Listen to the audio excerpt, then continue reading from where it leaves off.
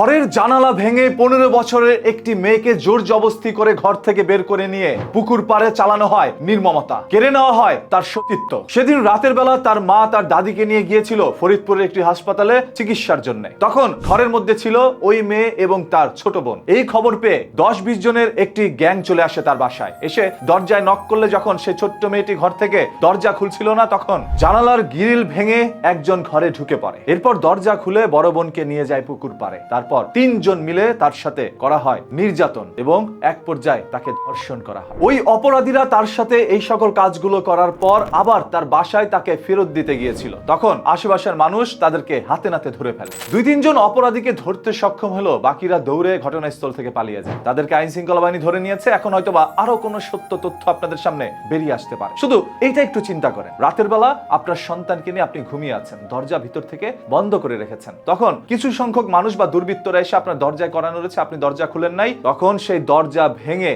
আপনার মেয়েকে ঘর থেকে নিয়ে গিয়েছে, বা জানালা ভেঙে ঘর থেকে আপনার সামনে আপনার মেয়েকে নিয়ে গিয়েছে। বা আপনি অফিসে রয়েছেন কাজে, ঘরের মধ্যে দরজা বন্ধ করে আপনার মেয়ে বসে আছে। তাকে এই শিক্ষায় শিক্ষিত করেছেন যে বাইরে থেকে অপরিচিতকে দরজায় করানো হলে দরজা খুলবা না। সেও দরজা খুলেনি, কিন্তু জানালা ভেঙে যে সেই মেয়েকে ঘর থেকে নিয়ে যাবে এই 2026 সালে এসে, সেটা কি আপনি কল্পনা করেছেন? এটা কি আমাদের আইন শৃঙ্খলা বাহিনীর ব্যর্থতা, নাকি সেই সকল সন্ত্রাসীদের সক্ষমতা? দেখেন, আমাদের দেশে এখন বর্তমানে যা চলছে এটা আমরা কখনো কল্পনাও করিনি। 2024 সালে সেই 5ই আগস্টের ঘটনার পর থেকে আমরা ভেবেছিলাম এক নতুন স্বাধীনতা আমাদের এসেছে, যে দেশের মধ্যে আর কোনোদিন এই ধরনের কিছু হবে না। কিন্তু না, বর্তমানে যা হচ্ছে তা যেন অতীতেও হয়নি। এত ভয়ঙ্কর ঘটনাগুলো ঘটার পরও প্রশাসন নড়ে চড়ে বসছে না। প্রশাসনের এই ব্যর্থতার কারণে হয়তোবা এইগুলো আরো বেশি হচ্ছে। কিছু সংখ্যক মানুষের এটাই অভিযোগ। তবে পুলিশ কতক্ষণ আপনার বাসার সামনে বসে থাকবে? পুলিশ একজন অপরাধীকে ধরার জন্য নিজের পকেটের টাকা খরচ করে, আসামিকে ধরার জন্য ওভারটাইম ডিউটি করে। তারপর আসামিকে ধরে আদালতে পাঠায়, আদালত থেকে তাকে জেলে পাঠানো হয়। সেই জেল থেকে কিছুদিন পর আসামি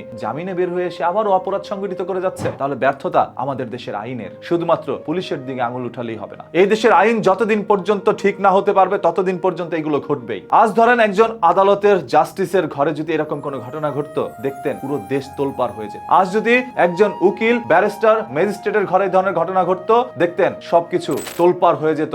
একজন রাজনৈতিক নেতা, এমপি, মন্ত্রী বা তারও অধিক বড় কোনো নেতার ঘরে যদি এরকম কোনো ঘটনা ঘটতো, তাহলে দেখতেন পুরো দেশ তোলপাড় হয়ে যেত। কিন্তু সাধারণ জনগণের ঘরে ঘটার কারণে এই তথ্যগুলো মাটির নিচে চাপা পড়ে যায়। আর আমাদের সংগ্রাম হচ্ছে সেই মাটির নিচে চাপা পড়া ঘটনাই আপনাদের সামনে উন্মোচন করা। তাই সবসময় এই ধরনের ঘটনা, দুর্ঘটনা, লুকোনো সত্য জানতে চোখ রাখতে হবে নিউজ কিতে। পেজটাকে এখনই ফলো করে রাখেন। যেখানে হবে অন্যায়, সেখানেই হবে এখন থেকে প্রতিবাদ, ইনশাআল্লাহ।